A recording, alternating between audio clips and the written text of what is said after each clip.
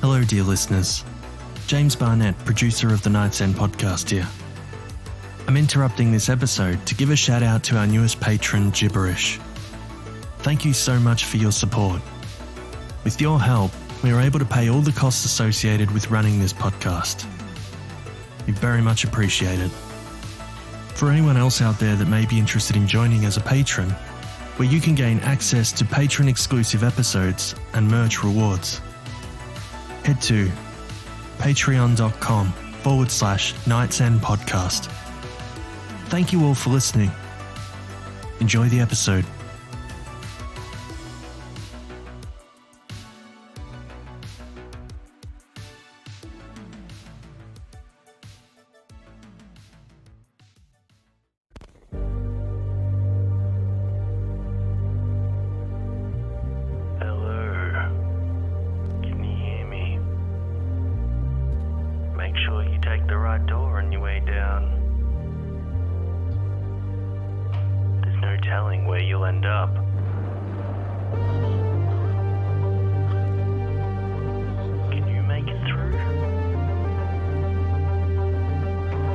To the Night's End.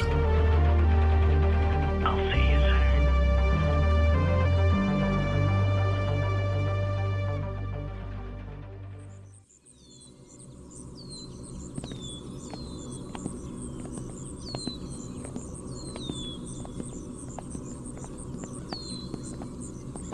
What a beautiful garden.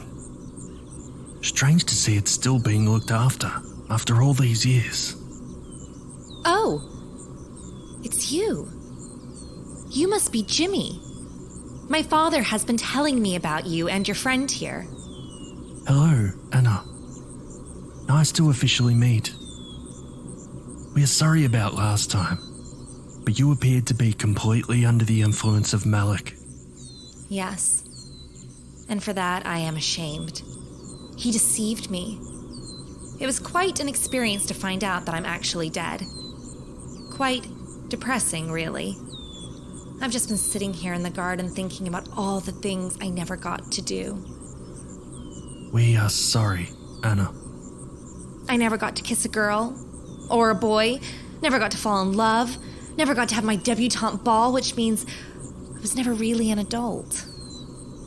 If you have spoken to your father, then you know we are doing everything we can to end him. Yes, I know, but that doesn't get me my life back. That doesn't get me my mother back. She is well and truly under his spell. We know. We can't help you with getting your life back, but we may be able to help get your mother back and free you all from the mansion. And I thank you for that. If there's anything I can do to help, let me know. Well, you know Malik more than any of us. Did he reveal anything to you? Not really. Though, he used to always bring me out here. I guess it's him that maintains these gardens. He was always interested in something that is in the bench that I'm sitting on. I must go. I hope that this helps. Good day, friends. Goodbye, Anna. Now let's see what's in this bench, friend.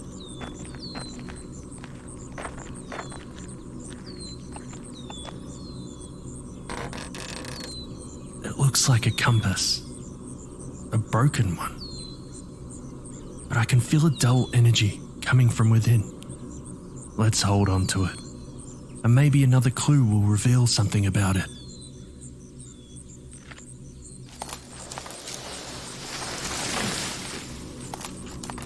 It looks like the hedges are closing in on us and are trying to prevent us from leaving. There's a walkway through here.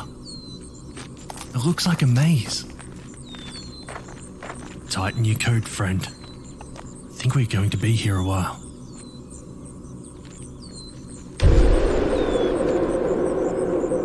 Murder Maze. Written by Jonathan Reddick. Narrated by David Martinez.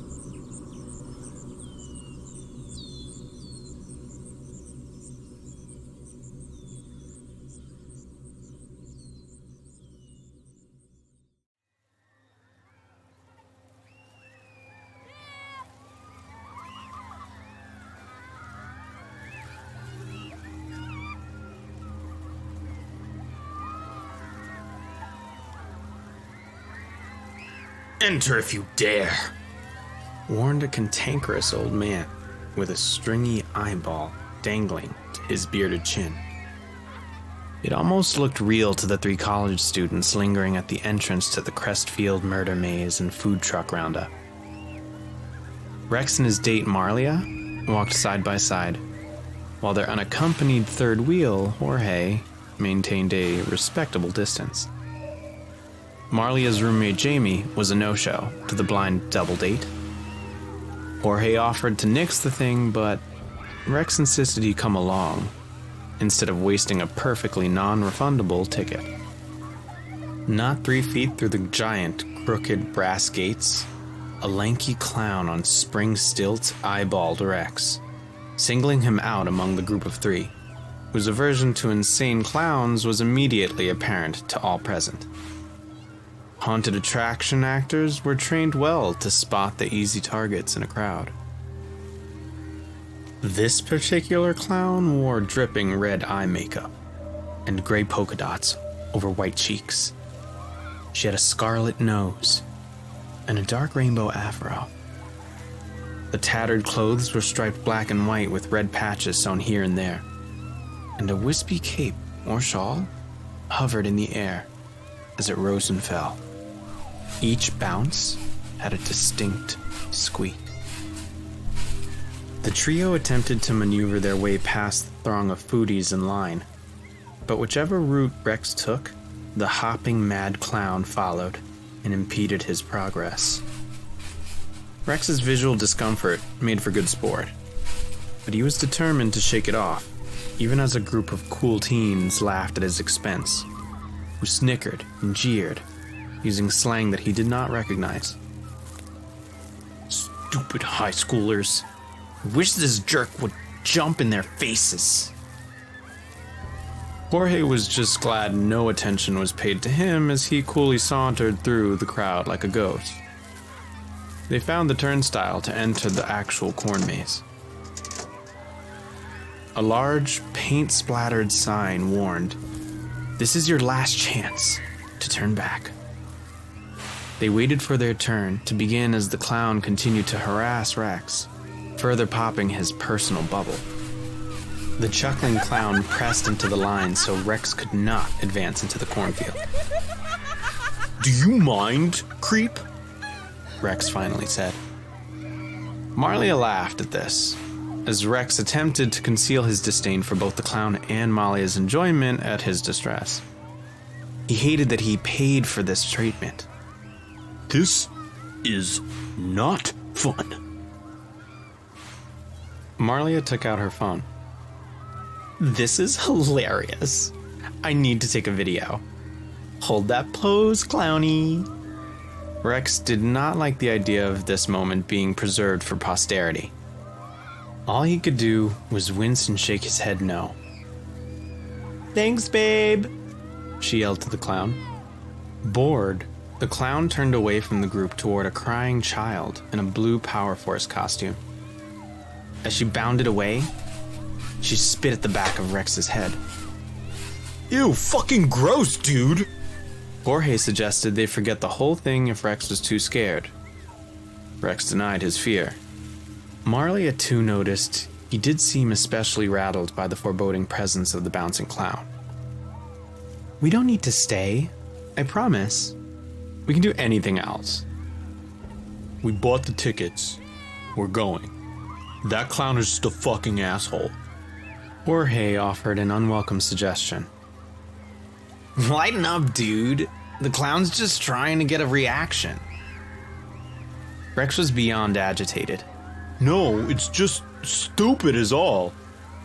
Turning their attention away, the students advanced to the front of the line. Jorge replied, "Hey, sorry you're intimidated by sexy clowns, but direct your hostility elsewhere, brah. Forget it. We're going in and won't see her again." He was eager to get on the other side of the wooden barricade that surrounded the perimeter of the maze. A fancy-dressed corpse in a striking but filthy 3-piece suit reminded the guests not to touch the actors, and the actors would not touch them. Once inside the maze, Rex turned back. The clown was now performing for the child, even incorporating him into the act. A crowd had formed around them, cheering. They somehow found her antics charming. This perturbed Rex for reasons he was unsure of. As they entered the maze, Marlia shouted sarcastically, "This is so amazing," while they began making their way through a series of twists and turns. In the distance, an arrangement of spooky sounds filtered through the 1,000 corn stalks. Shrieks of terror and howling could be heard from any point in the park. They passed various macabre scenes of simulated violence and splattered blood. An assortment of grotesque creatures leapt from the corn-waving instruments of death. Except a few jump scares, the artifice was at times tasteless, but never truly frightening. In the center of the maze was a dilapidated farmhouse. They entered and walked through the dim halls and across the creaky floorboards. Suddenly, the silence was broken with the superb sound effects of broken glass and deep moaning. Around them swarmed a crowd of flesh-eating zombies. They all thought that was pretty exciting. One pretended to eat Marley's arm. That gave Marley an idea. "Let's eat after this! Nom nom!" Jorge mumbled something about not being hungry. Exiting the house, Rex was distracted before he could respond by a springing sound that was coming up behind him. He turned in panic, expecting to see the clown leaping into him. But there was only corn. Row after row of neatly planted stalks. He listened intently for the sound, but could only hear Marlia discussing her sudden desire for cornflakes and buttery popcorn, corn dogs, and corn syrup-infused soda pop. They continued on through the maze. He listened closely for the spring. He was dissuaded from sharing this paranoia with his date. Meanwhile, unbeknownst to the happy couple, Jorge had forged on ahead, while they conversed about their post-maze plans to share a meal and some pie. Up and down they made their way, meeting several dead ends along the way. They eventually moved on to the next scene. This one depicted a Frankenstein monster wildly swinging a chainsaw. Wolf howls and fog were piped in from a fake wooden barrel. "This is neither scary nor accurate. Frankenstein's monster wouldn't use a chainsaw." Marlia laughed at Rex's pedantic commentary. He seemed at ease and in good spirits once again. "Good job knowing the monster isn't called Frankenstein. If I recall, he also didn't live in a cornfield." They laughed until they turned a corner. Rex's countenance immediately fell at the sight. Ruddy cheeks were replaced with pallor of sudden trepidation. It was the same clown as before. He was sure of it. Seeing this change in him, Marlia said, "What's with you and clowns, man?" What was the clown doing? You might be wondering. It was hopping up and down on the bloody corpse of a motionless child prop, or what they assumed was a prop. With each plop, more red fluid gushed out. The victim was dressed in a blue, now reddened Power Force Ranger costume. "Oh, that's clever." What's clever?" replied Rex, now holding Marlia's coat to partially shield his eyes. The fresh murder was too grisly to witness. "They make a big show with the kid actor and the crazy clown at the entrance and make you fall in love with their act. Then they have a stuffed bag wearing the same costume and duplicate clown on stilts, so you think, oh, the poor kid, he did." Rex's flight or fight senses couldn't process this explanation rationally, so he closed his eyes as Marlia led him past the bloody scene. The hairs of his head stood erect. She found his naive fear amusing. "It's just a high schooler in a wig and makeup." He heard the clown whisper, "You're next, crybaby." before the gloved hands of his tormentor pushed Rex to the ground, slipping into the mud. Rex was furious, but still desperate to leave. Without looking back, he crawled his way to the next pathway. The gurgling sound of the dying child was undeniably realistic. What sick fuck thinks these up? The next scene was much tamer. A gorilla with a chainsaw hand. Another chainsaw? For cripe's sake, Marlia bellowed. And yet, the sound of the rusty stilt springs never left Rex's imagination. Was it real or imagined? Once or twice, he nearly shouted for the clown to show herself, but he refrained, not knowing how Marlia would take such an outburst. They finally made their way to the colossal neon exit sign. It took them a moment to discover it, but this was a false exit. It was a dead end. They were stumped. Now what? that sign was a dirty trick, said Marlia not jovially. Before they could begin retracing their steps, they found themselves surrounded by half a dozen disheveled children crawling out of the corn. Some even carried sickles. The couple were slowly encircled. And then the children made vulgar threats. Merely threats, all in vain. Eventually, Marlia and Rex made their escape from the crazed youths, and after wandering aimlessly in the dark, they stumbled upon the authentic, very nondescript exit. That was some climactic ending, Shouted Rex. worth every penny. Giggled Marlia. She had started holding his hand during the final scare, and hadn't let it go since. Rex smiled and squeezed her sweaty palm. Walking up to the park entrance, the couple decided they should locate their missing companion. But nearly everyone had already departed, and Jorge was nowhere to be found. They did, however, notice a distraught middle-aged married couple talking to security. The mother explained loudly. He's 8 years old. He was wearing a green... No, blue, Corrected the father. A blue Power Slayer suit. Added the mother. Power Force. Corrected the father. The security guard wrote that down in her notepad. Okay, ma'am, I see. When was the last time you saw him? She looked at her watch nervously. Maybe an hour ago? Where was he last seen? By the entrance, The mother recalled, pointing. He was dancing with one of the performers. A wacky clown on springy stilts, Added the father, pantomiming the dance choreography. with a funny red nose and a poofy green, a blue wig. Sir, none of our performers use stilts. It's against our insurance policy. Were you possibly mistaken? And then the horrible truth suddenly dawned on Rex. Wait. The kid. Jorge! With little thought for his own safety, he ran back through the corn maze exit. where are you going? Asked Marlia, astonished at his flight. A teenager collecting trash bags attempted to stop him. Hey, sir, that's not an entrance. He shrugged and returned to his refuse. The park was closing for the night, and the staff was eager to wrap up and head home. The labyrinth was completely deserted. He rushed as best as he could to the location where he last saw the clown trampling the most likely dying, if not already dead, child.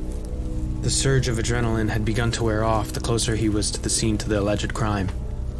It took the last reserve of his fear-ignoring adrenaline to make that last corner, the one he had awkwardly crawled out of not an hour earlier. But the clown and the boy were both gone. All that remained was bloodied plastic mask pieces. Rex panicked at the thought of his friend being trampled in similar manner. Where could he be? The last place he saw him was the old farmhouse. He raced deeper into the maze to the farmhouse. It was quiet. The back door was ajar. He slowly opened it further and entered. He thought he heard the springs of the clowns from the ceiling. "What am I doing here?" He spoke aloud.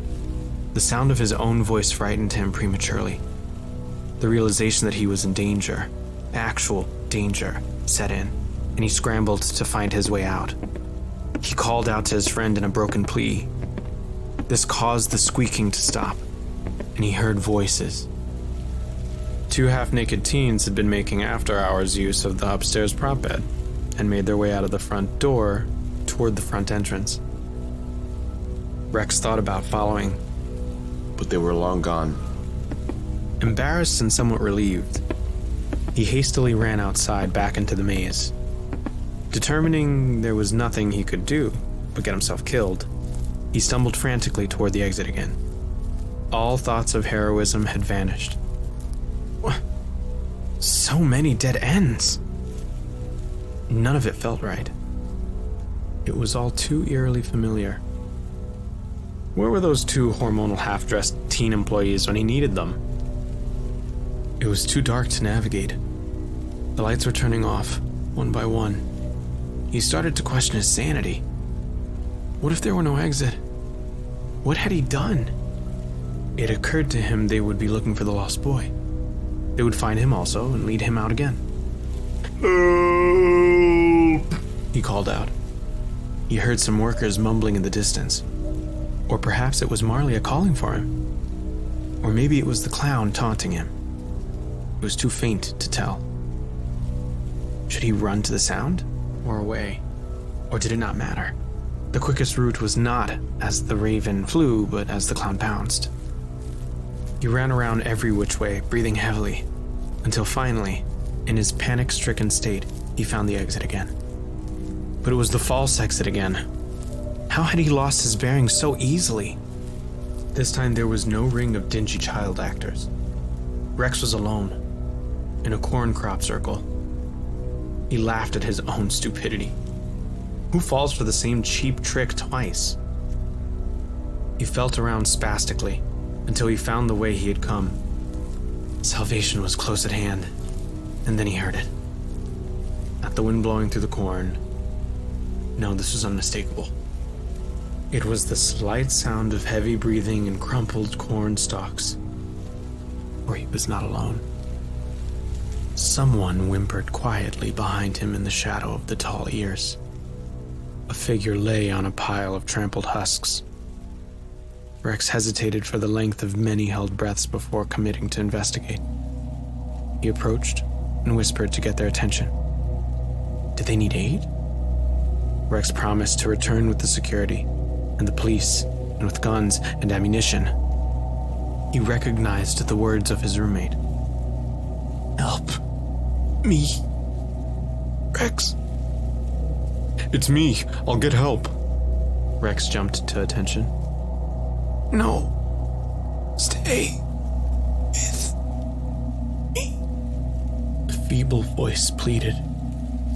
Beads of sweat accumulated on Rex's cowardly brow. He fought the urge to abandon Jorge in terror as he knelt and held Jorge's bloody hand while beholding his disfigured body in the light of his dying cell phone. Tears flowed down Jorge's mangled face. What else could be done? Nothing. Absolutely nothing. And after a moment passed in silence, Jorge was gone. All that remained was Rex, and menacing, high-pitched laughter, and the familiar sound of rusty stilts springing. The sound was closer than ever. And then, it was upon him.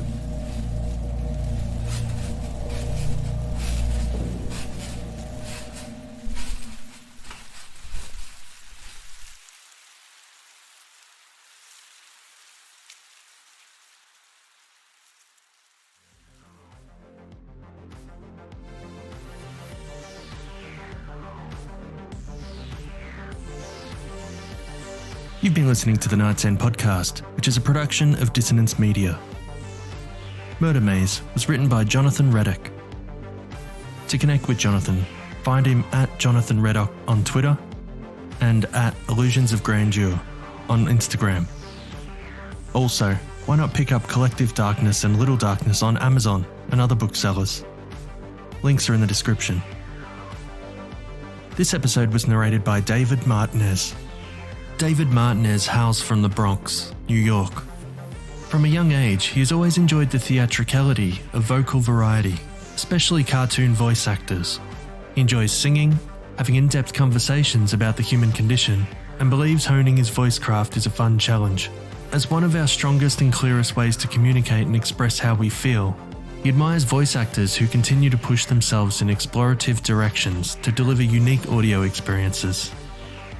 Jimmy Horrors was performed by James Barnett. Anna Mortain was performed by Rebecca Strazina, who is the host of her show, The West London Witch. Link is in the description. This episode was edited and produced by James Barnett. And as always, stay horrific, everyone.